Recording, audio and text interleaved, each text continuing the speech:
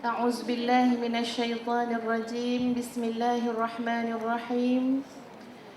الحمد لله رب العالمين والصلاة والسلام على رسول الله الأمين وعلى آله وصحبه أجمعين.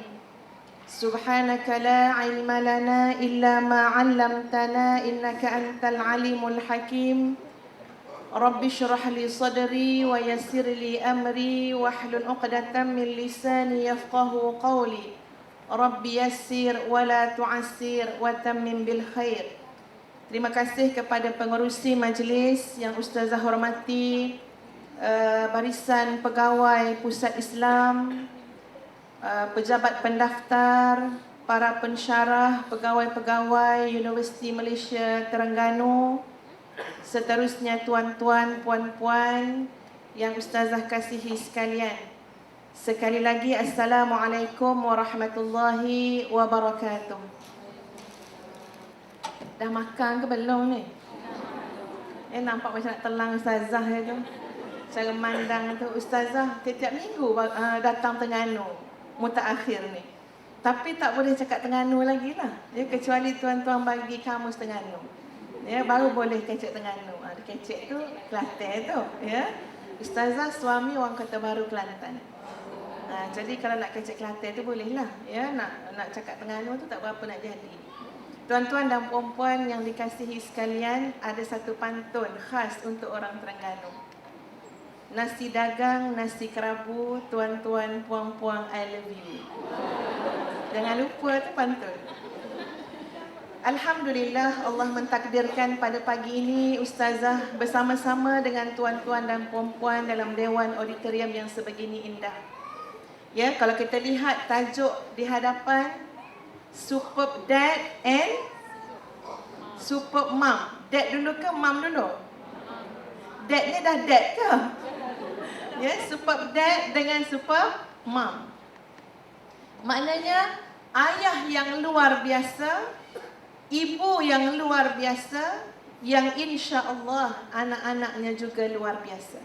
Tapi Ustazah nak dapat gambaran dulu. Siapa di kalangan tuan-tuan dan puan-puan yang belum mendirikan rumah tangga? Boleh angkat tangan ke? Ugi tak angkat tangan ni. Dia ada senarai panjang ni kat Ustazah ni. Nak cari orang Terengganu ni. Ugi tak angkat tangan. Sila.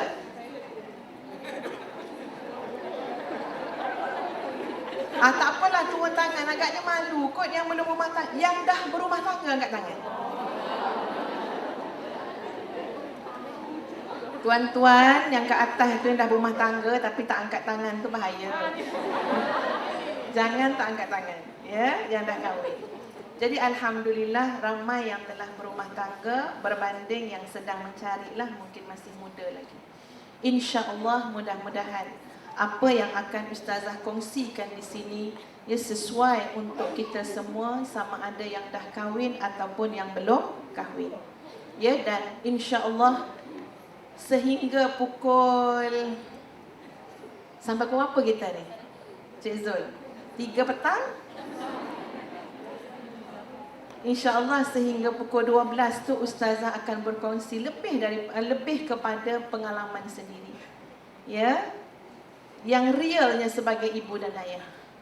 Kadang-kadang bercakap teori terlalu ideal bunyi dia.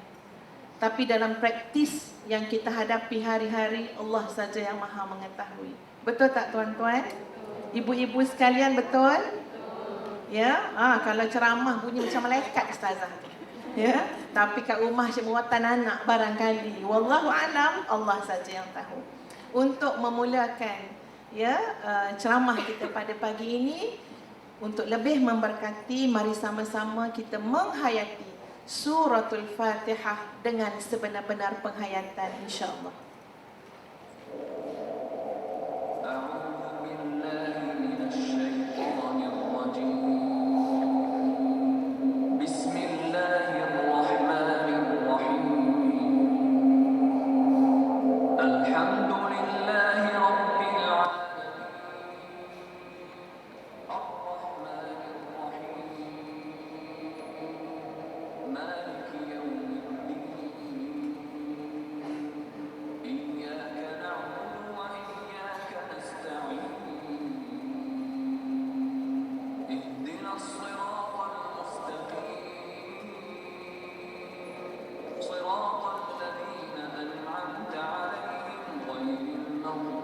عليهم ولا الضالين.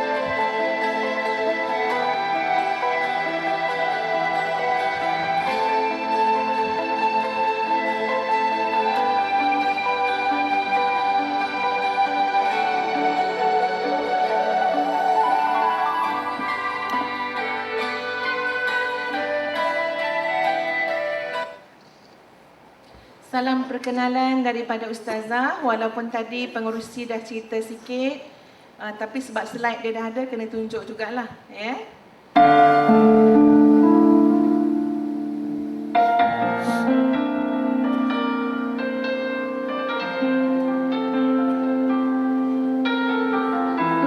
Boleh agak umur Ustazah? Orang perempuan dia aja kira.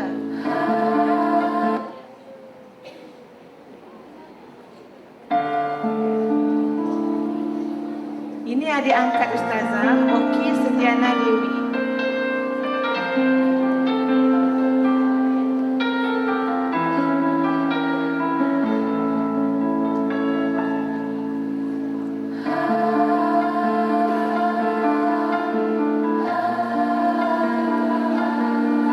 Kalau ada yang sedang mencari nama anak, bolehlah ya, tiru-tiru. Baik, tuan-tuan dan puan-puan yang Ustazah kasihi sekalian, kalau ditanya kepada kita semua, kita nak jadi tak seorang ibu ayah yang luar biasa? Agak-agak jawapannya apa? Mesti nak jadi yang luar biasa kan? Ya, nak jadi yang cemerlang, nak jadi contoh, nak jadi macam-macam lah, kita kata super dad dan super mom. Tapi yang Ustazah bimbang, kita tak jadi super mom, tapi kita jadi superman. Ya, mengamuk-ngamuk kat rumah. Anak kecil angkat baling dan macam-macam lagi lah keadaannya. Ya, tapi insya-Allah dalam 2 jam bersama dengan Ustazah, kita akan lihat bagaimana menjadi ibu yang luar biasa.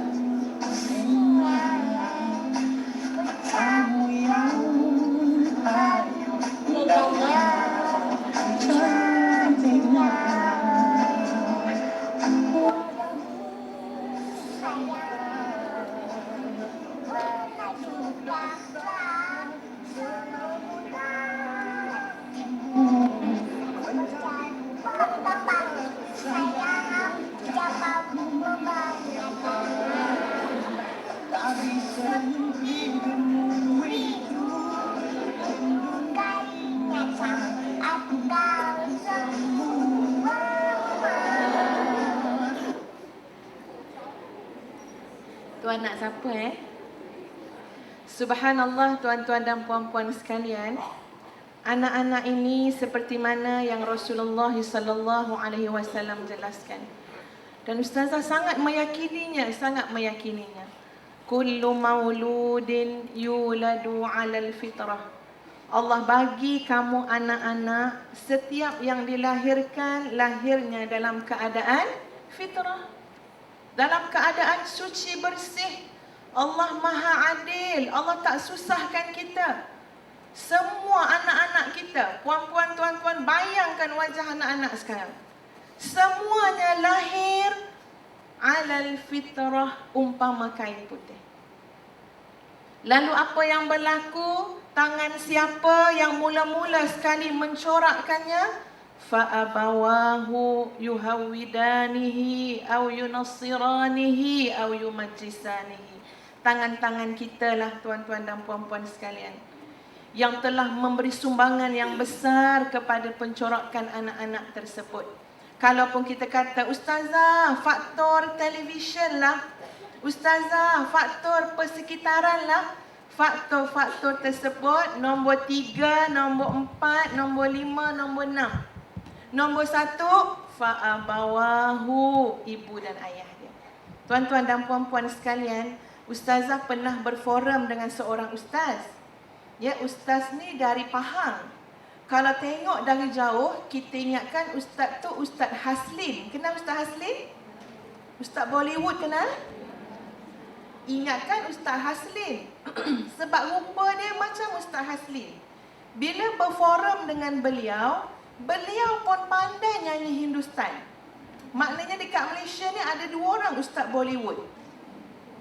Nanti boleh panggil lah Ustaz yang Kuantan tu. Yang Ustazah nak cerita, tuan-tuan dan puan-puan, sepanjang forum tu, bila part Ustaz tu bercakap, dia asyik menyanyi je. Ya, Ustazah pun kata dengan dia, Ustaz ni nyanyi kat sini je kan, dekat rumah tak nyanyi rasanya. Dia kata, oh salah Ustazah, saya menyanyi di rumah, menyanyi dalam kereta, menyanyi dalam bilik air, semua tempat saya nyanyi. Ya, sebab ni penting ni tuan-tuan, sebab rumah saya tidak ada televisyen. Boleh Ustazah tahu orang Terengganu rumah siapa tak ada televisyen? Angkat tangan.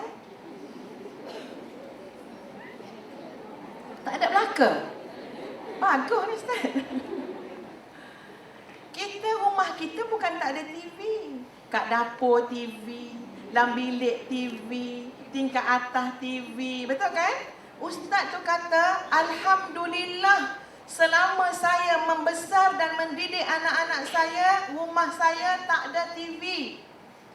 Bila anak-anak saya boring, nak dengar bunyi-bunyian, anak-anak saya cuma perlu request lagu pada saya. Wah, hebat Ustaz ni. Ustazah meropong dengar tuan-tuan. Ya? Dia kata request lah. Sekejap anak kata, bah, Piramli. Lagu Piramli. Sekejap lagi Hindustan. Naik atas kereta pun macam tu juga. Anak isteri nak lagu, saya nyanyi. Masya Allah. Ustazah memang terpesona mendengarnya tuan-tuan dan puan-puan. Macam mana dalam dunia teknologi sekarang, dunia, kita panggil apa dunia sekarang ni? Milenium lah, apa benda lah, ya. Boleh tak ada TV dalam rumah. Ya, kita Astro ada, kan, TV ada, segala jenis gadget ada. Tak cukup lagi, belikan lagi pada anak-anak apa dia? iPad, macam-macam lah. Tiba-tiba rumah dia tak ada TV. Dan bila Ustazah lihat pada diri sendiri, tuan-tuan dan puan-puan, Ustazah telah ada seorang anak yang boleh Ustazah jadi, bukan kata uji kaji, tapi boleh lihat kesan kita tidak kawal televisyen kepada anak-anak. Betul ke tak tuan-tuan dan puan-puan? Kawalan tu penting untuk menjadikan kita ibu yang luar biasa. Dululah, sekarang anak tu dah besar. Anak Ustazah usia 5 tahun, 6 tahun. Bila Ustazah keluar, husband pun keluar, dia tinggal dengan siapa agak-agak? Dengan bibik lah, ya. Bibik tu Alhamdulillah tinggal dengan Ustazah 14 tahun masuk tahun ni. Ya, cakap pun dah punya Melayu dah. Tapi walau sebaik mana pun bibik tu, kita tak bincang bibik yang luar biasa kan? Ya. Sebaik mana pun bibik tu, ini mak ayah anak tersebut yang ada harapan pada anak yang dipertanggungjawabkan. Jadi memang bibik tu baik, tapi bila dia buat kerja dapur, dia akan letak anak ustazah depan TV. Cerita apa yang dia tengok tuan-tuan? Saya ingat masa tu cerita sinetron tajuk Nada Cinta. Siapa tu minat Nada Cinta sini? Superb Dad memang tak tahulah, ya. Superb Mom ni mesti tahu punya. Cerita Nada Cinta tu rupa-rupanya ada berapa ratus episod. Siapa tengok cerita tu bermakna ratusan jam akan habis depan TV. Dan rupa-rupanya anak ustazah tu tengok pagi-pagi. Ya, dia peminat. Tanpa pengetahuan ustazah tak tahu. Kecuali yang tahu bila anak tu cakap dah bunyi indun. Ya, bila dia kata, Umi lewat sini, Umi lewat sini. Dia kata, kenapa dia cakap lewat sini? Ya, kenapa dia macam bergaya-gaya, macam cara orang berlakon kalau bercakap dengan dia. Barulah dapat tahu. Dia tengok cerita sinetron. Tuan-tuan terus nampak kesan. Bezakan dia dengan adik-beradik yang lain yang kita kawal. Ya, mungkin dia lebih agresif, malunya semakin kurang. Dia lebih kuat melawan kakak-kakak, ibu berbanding. Ini budak kecil tuan-tuan, 5-6 tahun. Tapi kita nampak kesan bila kita kurang kawalan anak-anak dengan televisyen. Ya, pokoknya yang ustazah pun dah bunyi indun lah, ya. Maksud dia, asasnya yang ustazah nak nyatakan di sini ialah kitalah mak ayah yang harus mengambil tanggungjawab tersebut.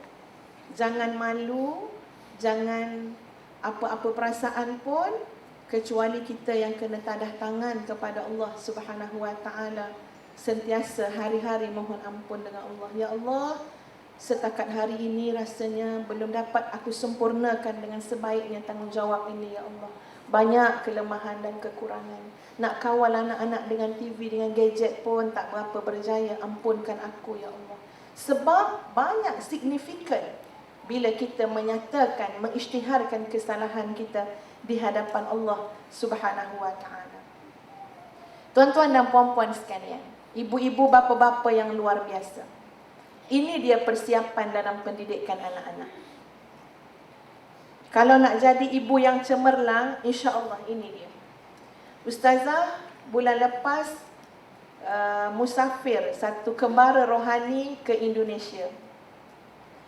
Bertemu dengan pengasas pesantren Darut Tauhid di Bandung. Ya, Kiai Abdullah Jimnastian. Ustaz-ustaz dekat sana, masa kami dengar ceramah dia, sempat mereka memperkenalkan Kiai ini dan ahli keluarganya. Dia ada 11 orang anak. 11 orang anak. Salah seorang anak dia kata, bukan dia yang cakap, orang lain yang cakap. Salah seorang anak dia usia 10 tahun lelaki. Dimasukkan ke pusat tahfiz. Alhamdulillah 8 bulan selesai 30 juzuk. Ustazah pun ada anak laki-laki masuk tahfiz. Bila dengar dia kata, Alhamdulillah 8 bulan Allah mudahkan selesai 30 juzuk. Ya Allah, dalam hati ni bertanya-tanya, ya Allah, apakah rahsianya? Anak-anak kita sampai 2-3 tahun. Ya, bak kata suami ustazah, nak tua ke kat sini, nak beruban ke kat sini, nak tumbuh bulu ke duduk kat pusat tahfiz ni, tak juga hafal-hafal lagi, punyalah lama. Yang ini 8 bulan, Alhamdulillah. Anak perempuan beliau usia 17 tahun. Mak ayah nak tawarkan handphone. Ya, nak tawar handphone, dia kata, tak apalah Umi, tak apalah Baba, kakak tak nak handphone. Kalau bagi handphone, takut melekakan, ya, mengurangkan perhatian kakak kepada Al-Quran dan menuntut ilmu. Perempuan bayang anak perempuan jawab macam tu. Kakak ni handphone kakak Samsung Note Galaxy yang benda, ya. Tak nak mama, tak nak. Nanti kakak tak dapat nak belajar dengan baik. Bayang kalau anak kita cakap macam tu, perempuan. Rasa macam mana kalau anak jawab macam tu? Tak nak. Nanti tumpuan kakak kepada Al-Quran terjejas. Kalau ustazah anak jawab macam tu, ya Allah, ustazah belikan laptop kat dia. Ya, bukan handphone lagi dah. Peluk cium dia. Sejuk hati kita dengar kan? Anak kita tuan-tuan darjah 1 dah pandai minta handphone. Betul tak? Ni kalau tolong Umi buangkan sampah je kat dapur. Ni tolong Umi buangkan sampah ni dapat handphone tak? Handphone darjah 1. Yang ini umur 17 tahun. Dia kata dia tak nak handphone. Nanti terjejas tumpuan pada Al-Quran. Ustazah dengar sejuk hati. Tengok tuan punya badan, Allahu Akbar, baiknya akhlak. Dan bila ditanya langsung kepada, ini orang-orang berpengalaman dalam pendidikan anak-anak ni tuan-tuan, pengalaman tu sangat berharga. Berharga. Ilmu tu ilmu lah, tapi pengalaman ni lain. Ya, bila tanya dengan dia, Tuan, Ustaz, Pak Kiai, apa rahsianya anak jadi macam tu? Anaknya ada di Jerman, di Perancis, apa lagi nama negara-negara yang disebut. Maknanya anak ni dah hafal Quran, kemudiannya bidang profesional tu tuan-tuan. Pergi Jerman, pergi Perancis. Masya Allah. Itulah idaman kita kan? Bila tanya dengan dia, subhanallah, jawapannya sangat tawaduk. Sebab itulah agaknya Allah tahu dia memang layak untuk dikurniakan anak-anak yang luar biasa. Kerana luar biasa tawaduknya ibu dan ayah tersebut. Kalau ibu dan ayah tidak tawaduk tuan-tuan, dikurniakan anak yang luar biasa, takut jadi penyakit pada mak ayah tersebut. Betul tak? Kalau ustazah dapat anak luar biasa, tu orang tanya, ya, macam mana ustazah anaknya bagus-bagus? Tengoklah mak dia siapa? Ustaz jawab macam tu. Ya, sebab tu tak dapat luar biasa lagi tu. Ya, ataupun pandailah kita macam-macam lah. Oh, kaedah A, kaedah B, kaedah C. Bunyi, cakap, jawab. Tak tawaduk langsung. Ya, yang ini benda-benda akidah ni tuan-tuan. Tanya dengan kiai tadi, dia kata, Alhamdulillah. Pada pengamatan saya, suami isteri, rahsianya ialah dengan selalu kembali kepada Allah dengan taubat nasuha. Itu rahsia. Hari-hari kami bertaubat pada Allah. Hari-hari. Ya Allah, janganlah kesalahan kami menjadi, maknanya menjadi tembias pula kepada anak-anak kami, ya Allah. Ya Allah, ampunkan dosa-dosa kami. Ampunkan tangan-tangan kami. Sentiasa taubat nasuha, bersih. Sebab kalau tak taubat nasuha, tak sampai apa yang kita cakap dekat anak. Sebab kita saja nampak macam kita bercakap dengan anak. Sedangkan yang buka pintu hati anak adalah Allah. Ya, kita kena yakin yang buka pintu hati anak adalah Allah. Yang bagi anak kita rasa wibawa kita adalah Allah. Yang menyampaikan aura kita kepada anak-anak adalah Allah. Sebab itu kita kena betul-betul hubungan dengan Allah Subhanahu Wa Taala. Bak kata kiai tu, ustazah, tuan-tuan, dia kata, kalau kita bercakap dengan anak, kita ni penuh dengan dosa, kita marah dia, suruh dia semayang awal, suruh dia semayang jemaah, yang kitanya belum solat, diam-diam masuk dalam bilik, kunci pintu, baru nak semayang. Bunyi kat bawah, tingkat bawah tu, bunyi macam kita dah solat, dah masa cakap dengan anak. Dah solat ke belum? Tak boleh tau lewat-lewat semayang. Ini sampai ketua besok lewat-lewat ni, dia kata. Padahal dia tak semayang lagi. Diam-diam naik atas. Yang senyum tu mesti buat macam tu. Ya? Naik atas dalam bilik, masuk dalam bilik, dia semayang. Kata ustaz tu, kita boleh cakap apa saja dengan anak-anak, tapi Allah yang menyampaikannya ke dalam hati anak-anak kita. Kalau kita bergelumang dengan dosa, kita banyak salah silap, frekuensi dia takkan sama, takkan sampai. Tak masuk dalam hati anak. Kerana yang memasukkannya adalah Allah Subhanahu Wa Taala. Ya? Allah takkan biar kita cakap saja, kita tak buat dan sampai pada anak-anak apa yang kita cakap. Kabura maqtan 'indallah an taqulu ma la taf'alun. Sangat besar kemurkaan Allah. Kamu cakap saja pandai, padahal kamu tidak berbuat pun dalam hidup kamu. Kamu marah anak kamu begitu begini, padahal cerminlah diri kita sebagai ibu dan ayah. Kerana itu, satu jalan pertama yang disebut, dan ustazah percaya, yakin, bukan Pak Kiai itu saja yang sebut macam tu. Rujuklah dalam kitab-kitab yang lain, bagaimana seorang alim nama Sa'id Musayyab. Sa'id Musayyab ni anaknya luar biasa tuan-tuan dan puan-puan sekalian. Kerana bapaknya juga luar biasa. Sa'id Musayyab ni seorang tokoh ulama. Ya, zaman tabi'in dulu, Sa'id Musayyab bila baca surah Al-Kahfi yang menceritakan tentang bagaimana Allah menjaga harta anak-anak yatim yang disimpan di perut bumi, wa kana abuhuma salihah, kerana mak ayah mereka yang telah meninggal dunia, meninggal dah, adalah orang saleh, Allah masih menjaga lagi anak yang masih hidup atas muka bumi dengan harta-hartanya sekali. Kerana wa kana abuhuma salihah, mak ayah dia ni orang saleh. Kata Sa'id Musayyab, bila aku baca ayat tersebut, aku banyakkan lagi solat sunat. Aku tingkatkan lagi zikrullah, dekatkan diri dengan Allah, sebab aku tahu yang aku buat kesannya langsung pada anak-anakku. Subhanallah. Siapa anak Sa'id Musayyab? Anak Sa'id Musayyab seorang wanita. Wanita tahap mana? Tahap luar biasa. Ya, seorang anak murid Sa'id Musayyab namanya Abdullah bin Wida'ah. Abdullah bin Wida'ah ini selalu datang kuliah Sa'id bin Musayyab, duduk depan sekali, biar tempias tok guru tu kena, duduk depan sekali. Biasanya Abdullah bin Wida'ah datang kuliah Sa'id Musayyab dengan wajah yang ceria. Tapi satu hari dia datang mukanya murung sekali. Ya, jadi Sa'id Musayyab tanya, kenapa kamu muka macam tu, macam murung? Orang lain yang jawab, isteri dia baru meninggal. Ada muka isteri baru meninggal kat sini, ya, murung je muka. Besok jumpa lagi Abdullah bin Wida'ah, masih lagi muka yang Allah ketat, kelat nampak muka.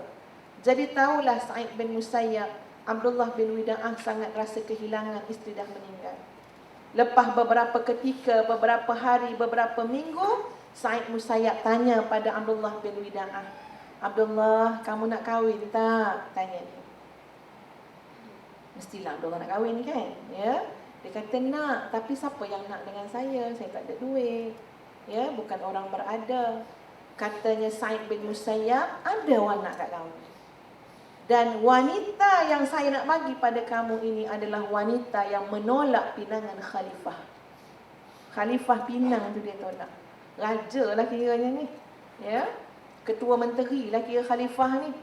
Pinang perempuan ni tolak. Kerana dia bukan perempuan yang melihat pada nilai fizikal semata-mata, ataupun pada nilai material semata-mata. Dan hari ini aku nak kahwinkan kamu dengan wanita yang menolak pinangan khalifah. Kamu nak tak? Nak, kata Abdullah Wida'ah. Orang itu adalah anakku sendiri. Ramai dah orang pinang dia, tapi tak nak. Dia nak orang yang benar-benar saleh. Maka kahwinlah dengan anak Sa'id bin Musayyab. Dah kahwin tu tuan-tuan, satu pagi Abdullah bin Wida'ah ni siap-siap nak pergi keluar rumah. Kata isteri dia, abang nak pergi mana? Dia kata nak pergi kuliah bapak mertua abang lah, Sa'id Musayyab. Ya, dah lama dah tak pergi kuliah ni. Kata anak perempuan Sa'id Musayyab, dia kata, Ijlis u'allimuka ilma Sa'id. Oh, kalau abang nak dengar ilmu ayah saya, tak perlu lagi setelah kahwin dengan saya. Ijlis, abang hanya perlu duduk kat sini. U'allimuka, saya boleh ajar abang ilma Sa'id, seluruh ilmu yang ada pada ulama tersohor Sa'id bin Musayyab. Tahap apa nak kata wanita tersebut? Tahap ulama perempuan. Ilmu Sa'id Musayyab dalam kepala dia. Ya, agaknya yang lelaki-lelaki yang tak datang pun nak belajar dengan isteri-isteri lah ni. Ya, isteri semua ijlis dia katakan ya. U'allimuka, tak payah lagi dengar dia kata. Mai saya ajar. Agaknya lah, ya, bukan orang sini, orang sana. Ya. Wallahu a'lam. Tapi nak bagi tahu tak payah datang kuliah dah suami dia. Berguru dengan isteri taraf ulama. Siapa ayah dia? Ayahnya seorang yang dekat dengan Allah Subhanahu wa taala. Itu je kunci dia tuan-tuan. Ya, sehingga ustazah hidup hari ni lah. Tak adalah lama sangat. Lama juga ya, 38 tahun. Membesarkan 8 orang cahaya mata. Ustazah rasa tengok juga kita pergi parenting, baca buku sekian-sekian. Tapi akhirnya kata hati ni menerima yang inilah. Kalau kamu nak anak kamu jadi baik, kalau kamu nak anak kamu cemerlang, kamu yang kena baiki hubungan kamu dengan Allah Subhanahu wa taala. Yang ini memang terasa sampai ke jantung tuan. Ya. Seorang anak ustazah dekat satu tahfiz. Pergilah dengan suami, pergi tengok dia.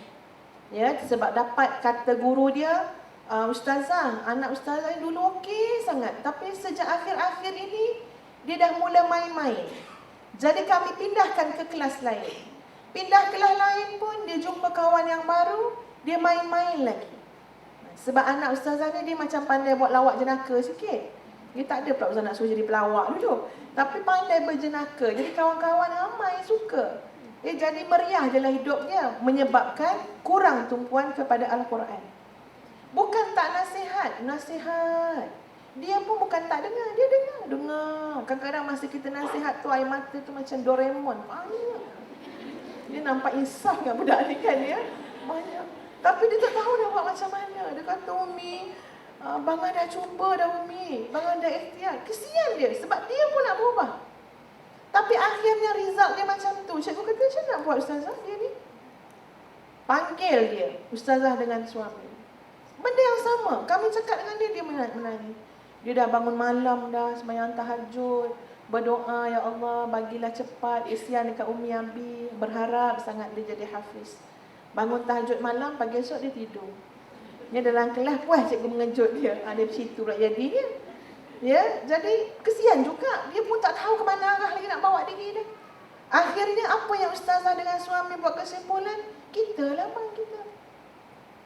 Suami ustazah kata kita tak bangun malam, kita tak puasa sunat, kita kurang baca Quran, kita. Kalau bangun, kejutkan bangun pukul 5 pagi, payah nak kejut, payah nak bangun, memang akan dikejutkan dengan cara sayang anak tak? Kalau sayang anak, bangun. Macam tu nak kejut. Sebab terasa kesan dia, kita ni dengan anak tuan-tuan, terasa sangat. Kerana semua itu sumbernya adalah Allah. Allah nak jadikan anak kita tuan-tuan hafiz Quran 30 juzuk boleh. Allah nak angkat anak kita jadi ulama yang sangat diredai Allah, boleh bila-bila masa. Kun fayakun, kuasa Allah belaka.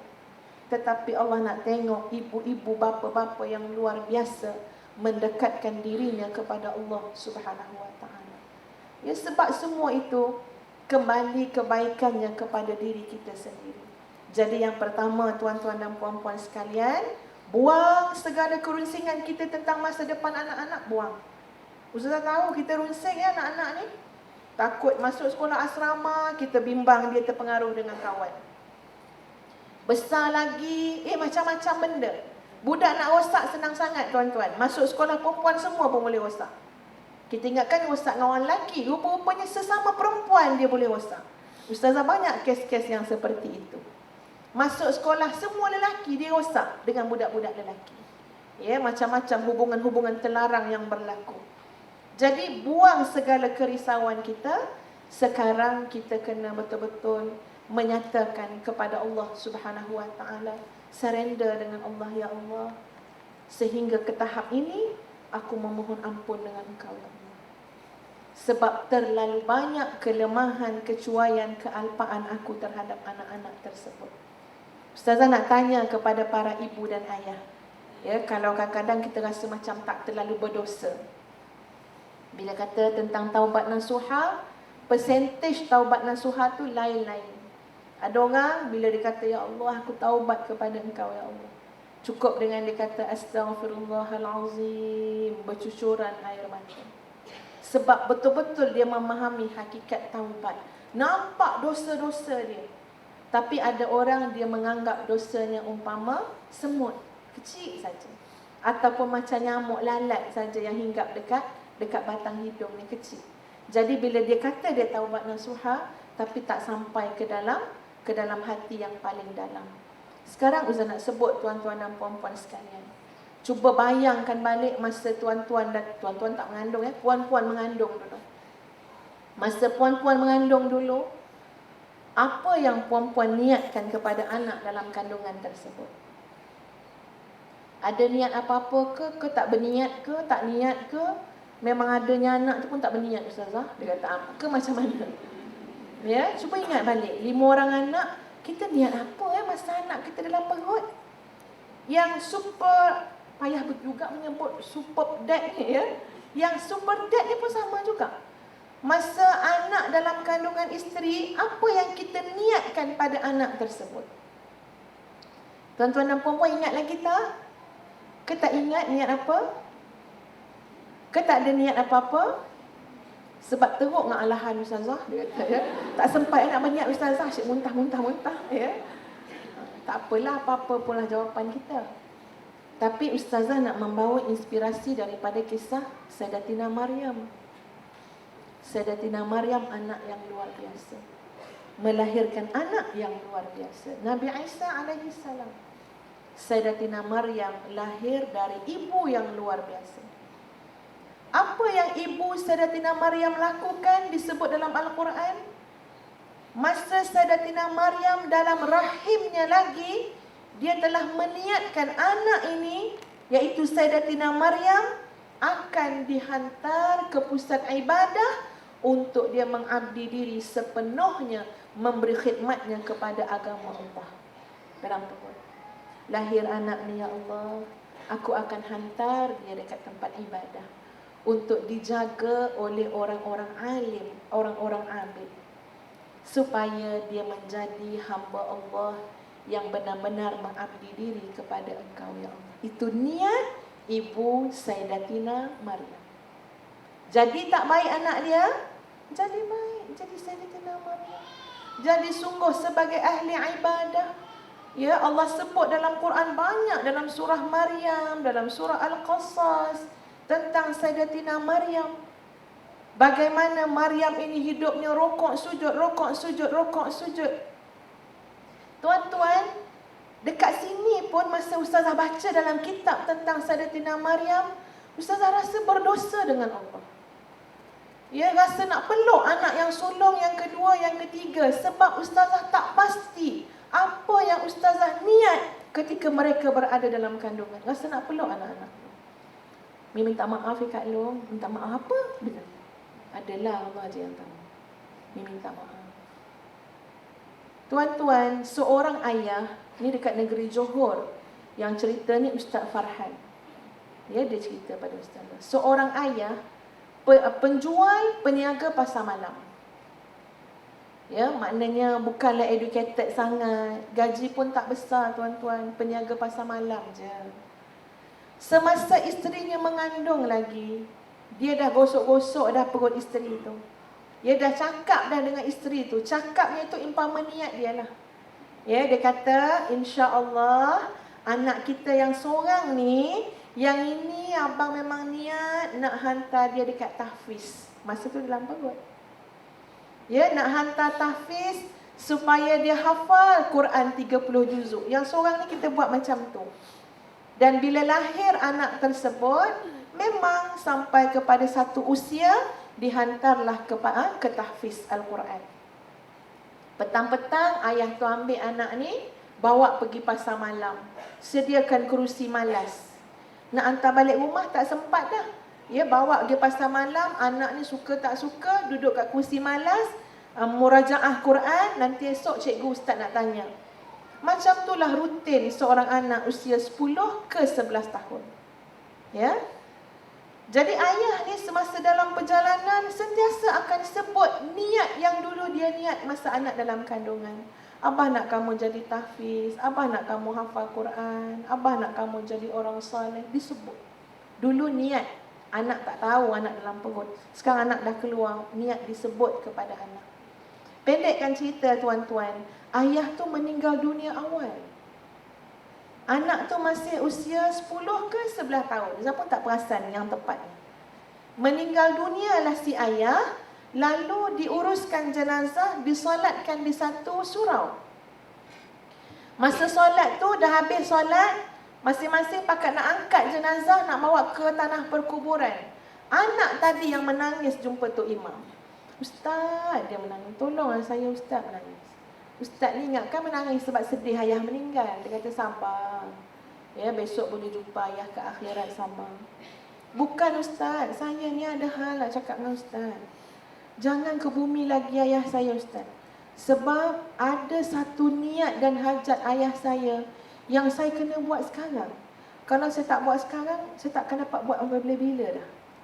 Jadi Tok Imam tanya, ayah kamu nak ajak dia apa? Abah setiap hari cakap dengan saya, Dek, kalau abah meninggal, adik yang akan jadi imam solat jenazah abah. Pastikan. Bukan diswastakan ke orang lain. Ya, adik anak abah, adiklah yang jadi imam solat jenazah abah. Si ayah ni pun masa bercakap, dia pun tak tahu dia nak mati bila kan tuan-tuan. Kalau dia tahu dia mati muda, ya mungkin dia tak cakap juga untuk anak 10 tahun menjadi imam solat jenazah. Tapi dia cakap, dan bayangkan anak tersebut mengambil tanggungjawab. Dia kata, Ustaz, kalau sekak bagi masa ni, tak ada masa lain dah lah nak semayangkan jenazah abah. Jadi kata Tuan Imam, tak ada masalah. Solat jenazah boleh disemayangkan berkali-kali. Ustaz tu pun panggil, tuan-tuan jangan balik dulu. Ini ada hajat arwah. Hajat dia, anaknya sendiri menjadi imam solat jenazah ni. Maka kata Ustaz Farhan, Ustazah bayangkan sajalah. Kami ni solat di belakang anak kecil. Usia budak kecil kan, umur 10 tahun. Allahu Akbar, Allahu Akbar. Kami terasa sampai ke dalam hati ni. Sedih, syahdu, sayu. Dan terasa agaknya macam manalah roh melihat keadaan tersebut. Sebab roh tu belum naik lagi ke atas. Bagaimana roh itu melihat anaknya sendiri menjadi imam dia. Kata Ustaz, imam tu ada lagi tak hajat ayah kamu? Dia kata ada lagi satu, tapi tak apa, yang ini lambat lagi. Abah kata mesti khatamkan 30 juzuk. Nanti kat akhirat adik panggil abah Adik panggil abah, pakaikan abah mahkota dan bawa abah masuk syurga sama-sama menumpang syafaat Quran adik. Itu ayah tu cakap dan anak ambil tanggungjawab. Ustazah dengar tu tuan-tuan. Ustazah melihat dalam masyarakat kita hari ini, anak bukan usia 10 tahun. Anak usia 45 tahun, 50 tahun, 60 tahun. Tapi tak jadi imam solat jenazah ayah dia. Duduk kat belakang-belakang. Yang menjadi imamnya, tu imam tu lah. Berapa ramai orang mati tu lah jadi imam. Ya, solat jenazah. Anaknya mana? Anak ada. Tapi tak rasa tanggungjawab nak menjadi penghargaan terakhir kita pada ayah kita, biar kita yang imamkan. Sebab doa kita lebih mustajab daripada doa orang lain. Kita kan anak dia. Kita kan dalam kesedihan, kita kan dalam hajat sangat dengan Allah. Takkan sama hajat kita dengan hajat orang yang kita suruh bacakan doa. Jadi nak bagi tahu tuan-tuan dan puan-puan sekalian, bila mengingatkan, ya Allah, aku tak tahu ya Allah apa yang aku niatkan masa anakku dalam kandungan. Kadang-kadang kita mengikut hawa nafsu semata-mata. Ya, tak jelas benda yang kita harap pada anak. Ya, tak nampak gambaran bagaimana anak ini akan kita corakkan. Maka taubat nasuha, ya Allah, ampun dosa aku, kelalaian aku, kejahilan aku. Mudah-mudahan dengan aku bertaubat nasuha, minta ampun ya Allah, bertambah senang dan mudah perjalanan untuk mendidik anak-anakku menjadi anak yang saleh. Itu yang pertama tuan-tuan. Yang kedua, doa. Doa ini sepanjang masa. Ya, Ustazah tak melihat pun luar biasanya seorang ibu kalau anaknya boleh jadi itu dan ini. Ya, kita ada tuan-tuan nama-nama anak jadi pakar matematik. Umur masih muda. Ya, umur 10 tahun, 11 tahun diterima masuk universiti terus. Tanpa usah sebut nama. Mungkin tuan-tuan boleh ingat kan cerita dulu-dulu kan? Tera tu anak tu. Pakar matematik, boleh masuk universiti Oxford ke apa benda ke. Terima. Usia baru 12 tahun. Luar biasa. Tapi kita tak pernah ukur luar biasa dengan fahaman barat. Ya? Pada ustazah tidak ada apa yang luar biasanya kalau begitu. Sebab yang luar biasa kalau kita mampu mencorakkan anak-anak kita menjadi hamba Allah yang sebenar. Dia nak jadi doktor ke lepas tu, nak jadi lawyer ke, nak jadi apa, silakan. Tapi tetap hamba Allah. Ya, tetap ada komitmen tanggungjawab sebagai hamba Allah, sebagai seorang Muslim. Yang tu luar biasa. Tuan-tuan kenapa stres? Tak stres kan? Jangan stres ya. Okey. Yang kedua itu doa. Jadi berdoa. Dan memang doa ini sangat melapangkan. Teringat anak, ya Allah, ya Tuhan, jaga dia ya Allah seperti Engkau jaga hamba-Mu yang saleh. Sedap. Bercakap dengan Allah ni sedap tuan-tuan. Ya, doa ni bercakap. Bila-bila masa. Bukan mesti, nantilah kejap dengan ustazah lepas mayang saya berdoa. Tak. Masa ni boleh doa. Ini majlis ilmu ni. Ya, doanya mustajab muslimat. Jangan sampai tak dengar ceramah pula asyik doa kat belakang tu ya. Tapi nak bagi tahu, ini masa mustajab doa. Dalam hati tu lah melintas, ya Allah. Aku ni tengah dengar ceramah ibu yang luar biasa ya Allah. Mudah-mudahan aku jadi ibu yang luar biasa. Ya Allah, jaga anak-anakku ya Allah. Bercakap dengan Allah. Ya, dan sangat nikmat bercakap dengan Allah. Segala kerisauan kita akan dicabut oleh Allah kerana kita sudah cukup tenang dan bahagia dapat meluahkannya dengan Allah Subhanahu wa taala. Ada anak-anak kita nak ambil UPSR kan? Yang paling dekat ni UPSR lah. Ya, kalau dia sekolah agama, dia ada yang lebih dekat lagi. UPSRA, sijil agama. Anak-anak sekarang ni kena takut lah, bimbang nak jawab periksa macam mana. Kita kena ikat diri dia dengan Allah. Tak apa dek, tenangkan hati. Umi doa selalu. Tenangkan dia dengan doa kita. Umi doa selalu. Risaulah, takut tak ada. InsyaAllah, Umi doa. Tenangkan anak dengan doa kita. Yang ketiga, qudwah hasanah. Qudwah hasanah ialah role model. Ya, kita tunjuk contoh pada anak-anak. Dan dekat sinilah ustazah kira, mungkin ustazah juga sama, kat sinilah kita agak gagal. Setuju tak ibu-ibu, bapa-bapa yang luar biasa? Kita agak gagal dalam menunjukkan contoh yang baik. Kadang-kadang kita gagal. Kita kata dengan anak kita sabar, kita kata. Dalam pada kita kata sabar, kita lah yang tak sabar. Ya, budak tu dah kena cubit, kena tangan apa semua dah. Tapi kita kata sabar, tu tak sabar ya. Betul tak tuan-tuan? Yang itu terang-terang suluh menyat apa benda orang Melayu cakap dia punya kata-kata tu kan ya. Sudah terang lagi bersuluh. Nampak nyata. Anak kita kehilangan role model dalam hidup. Mak ni cakap pasal siapa ni? Yang nak ditengok lain sangat. Mak ni bercakap macam wali-wali. Tapi kalau tengok dia tak macam wali pula. Anak kita bila ya muslimin tuan-tuan. Siapa nak dipandang? Siapa nak dicontoh? Siapa nak ditiru? Betul, kita kata Rasulullah SAW sebagai qudwah. Tapi tak kesian ke dengan anak kita? Dia belum betul-betul kenal dengan Nabi SAW.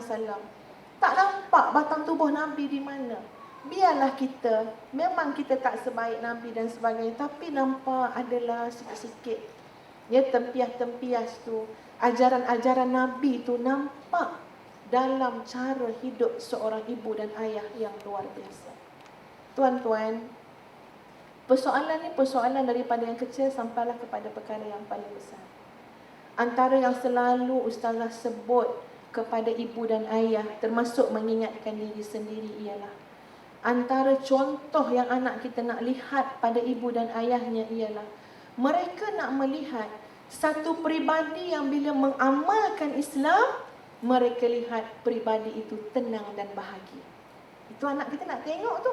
Dia tak pernah cakap. Dia tak pernah pun dia cakap, ibu, saya nak tengok ibu yang tenang. Dia tak pernah cakap. Ya, tapi sebenarnya itu harapan dia. Saya ulang balik semula. Ya, anak kita nak melihat satu contoh cara hidup Islam yang bila dia lihat amalkan Islam, dia lihat mak ayah dia menjadi peribadi yang tenang dan bahagia. Cuba bayang tuan-tuan, anak kita balik sekolah, dia pun penat. Kita balik rumah pun penat.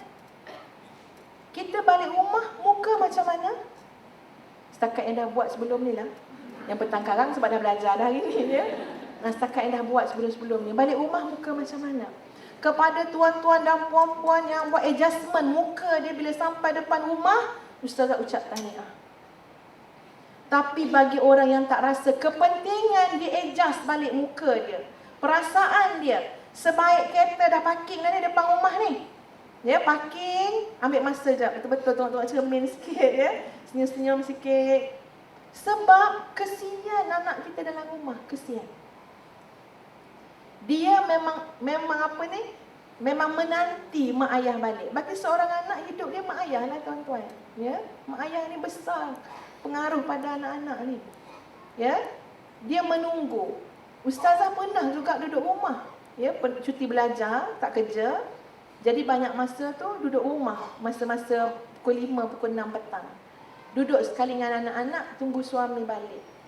Ya, anak-anak dah mandi, kita pun sama bersiap-siap, ya, nak menunggu suami balik. Semua orang seronok ketika tu dalam rumah. Sekejap lagi anak tu suruh tanya, Umi sekarang pukul apa? Rupanya dia tanya pukul tu sebab dia nak tunggu abah dia balik. Ya. Jadi kalau saya kata, orang dalam rumah semua nak tunggu orang balik rumah. Cuba tuan-tuan bayangkan, orang yang balik rumah tidak membawa satu imej yang tenang dan bahagia. Ya, kadang-kadang kita balik dengan keegoan kita. Kita nak bagi orang dalam rumah biar faham sikit, ini abah letih, ni abah letih. Betul tak tuan-tuan? Anak kita ni, termasuk mak tu, mak anak sekali, Assalamualaikum, sebab dia tengok abah ni tak bagi salam lagi. Ya, orang dalam rumah bagi salam dulu. Itu pun satu hal juga, ya. Wah, ayah ni nak kena maintain ni, maintain letih, maintain penat. Salam. Cara dia jawab. Jadi bila macam tu yang berlaku, sikit-sikit anak dan isteri ni hati dia dah jauh. Dia dapat mesej, abah ni tak berapa ceria. Maknanya kita tak boleh ni lagi lah, tak boleh kacau. Walaupun tadi mungkin anak tu fikir nak tunjuk ni kerja sekolah dia, nak tunjuk itu, nak cerita ini, tapi detik pertama kita berjumpa dengan anak-anak, dengan orang dalam rumah, boleh menyebabkan semua hasratnya terbantu. Akhirnya apa tuan-tuan? Akhirnya seorang emak ayah balik rumah. Ya, dia bagi salam, Assalamualaikum, mana orang ni? Tak ada orang ke? Dia tanya. Anak dalam bilik sana, anak dekat dapur. Anak-anak sudah tidak sambut kita. Sebab kita tak pandai menghargai anak-anak semasa dia sambut kita. Daripada kecil, dia tak sambut. Ya, kalau tuan-tuan sekarang balik rumah anak-anak tak ceria, tak sambut, maknanya apa? Maknanya ada sesuatu yang kita kena ubah. Jangan pula kita marah, dia sambut, depan dia sambut Umi tu. Dia dah tension dia, kita sambut-sambut. Jangan marah dia, benda tu benda yang automatik je. Ya, kita buat baik, insya-Allah dia sambut. Mungkin contohnya, kita mulakan dengan belikan sesuatu untuk dia. Asalkan balik je, mesti ada buah tangan. Walaupun hanya seplastik goreng pisang. Umi bawa goreng pisang ni. Mana siapa yang suka goreng pisang tu? Maknanya adalah sesuatu kita kena buat balik tuan-tuan. Untuk ambil balik perhatian dia. Semakin lama nanti hati anak kita akan semakin jauh dengan kita. Batang tubuhnya dalam rumah, tapi hatinya bukan dalam rumah. Dia boleh dimiliki oleh orang-orang lain. Ya, di luar sana ada ramai orang menghargai anak kita lebih daripada kita. Kita pantang nampak anak marah, pantang nampak anak cari silap. Orang di luar sana nampak anak kita, adik manis, apa khabar adik manis? Dia kata orang bandar, ya. Tengok anak kita. Teruk kita tuan-tuan. Kalau orang luar lebih menghargai anak kita daripada kita, biar kita yang hargai anak kita tersebut. Anak-anak nak tengok mak ayah yang manis wajah, ceria, manis wajah. Memang kita ada banyak masalah tuan-tuan. Tuan-tuan ada masalah tak? Nampak macam tak ada masalah langsung. Sampai tidur-tidur tak ada masalah. Ya? Memang banyak masalah, banyak tanggungjawab, banyak komitmen. Tapi apakah semua tu kita nak letak kat muka kita? Yang sana herot sini, anak beritahu ni masalah. Tak. Ya, masalah-masalah ujian ni sampai kita mati ada. Tapi biarlah kita pandai. Biarlah ada gambaran iman kita ada, akidah kita ada, Tuhan kita ada depan anak-anak, depan suami, dalam keluarga. Belajarlah untuk memaniskan wajah. Kadang-kadang anak kita bukan nak apa-apa pun, nak tengok kita senyum. Ya, wajah kita manis dan sebagainya. Dalam ilmu pengurusan, orang yang tak pandai nak senyum, kita suruh dia sebut nombor 3. Tak ada nak senyum, saya daripada 40 tahun tak kata senyum. Contohnya lah, main sini sahaja. Dia apa dia sebut nombor 3. Kalau sebut nombor 1, tak senyum kan? Nombor je kan? 2, tak juga, tak jadi. Tapi kalau 3, jadi senyum lah. Balik rumah dia 3. Ya, sebab tak kata nak senyum. Ya, sebut dah nombor 3 banyak-banyak. Ya. Supaya kita biasa muslimat muka tu biasa senyum. Bukan senyum nak mengorat orang pun. Siapa lagi nak kita dah tua-tua ni, ya. Senyum nak pikat hati anak-anak dan suami. Penting hati dia kita ikat dengan kita. Ya. Gilah jauh mana pun belajar, tapi ingat senyuman ibu ingat. Ya, nasihat ibu ingat. Kehadiran ibu tu sangat memberi kekuatan dan inspirasi walaupun dia dah pergi jauh. Itu baru bab paling kecil lah saya rasa. Kita bercakap soal qudwah hasanah pada wajah yang manis, kebahagiaan. Belum lagi kita cakap benda yang semakin besar, semakin besar. Pada akhlak, keyakinan kita pada Allah. Ya, pada harapan dan cita-cita kita, anak kita terinspirasi dengan kita, terinspirasi. Tuan-tuan, jangan rasa rendah diri. Ya, jangan kata, siapalah anak saya nak terinspirasi dengan saya bukannya penceramah. Bukan, kita tak perlu jadi motivator untuk orang merasa terinspirasi dengan kita. Percaya cakap pasal saya. Tak perlu jadi motivator. Kalau jadi, baguslah juga. Ya, tapi tak semestinya perlu jadi motivator. Sebab Allah boleh buka hati anak-anak orang keliling untuk terasa aura kita. Ya, terasa pengaruh dan kesan kita dalam kehidupan dia. Seperti mana ada seorang suami kongsikan dengan ustazah. Pak cik tu orang Batu Kikir. Ya. Ustazah pergi ceramah dekat masjid dia. Pergi ceramah tu dengan ayah ustazah. Ayah ustazah bawa kereta, saya duduk sebelah.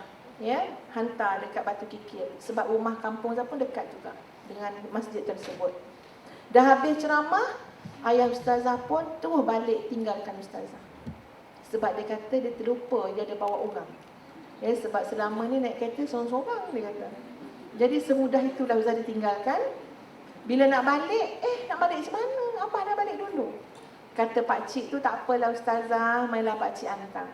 Dia dapat juga pak cik kenal-kenal rumah ayah ustazah. Jadi pak cik tu hantar. Dan ada hikmahnya tuan-tuan. Subhanallah, semua berlaku atas dunia ni ada hikmah. Ada hikmahnya, pak cik tu menceritakan kepada ustazah pengalaman yang berharga. Dia bawa isteri dia duduk depan, dia duduk belakang. Dia kata, ustazah, ini isteri baru pak cik. Ini bukan isteri poligami hikmah dia ni, ya, nanti dulu, ya. Ini isteri baru pak cik. Isteri yang pertama telah meninggal.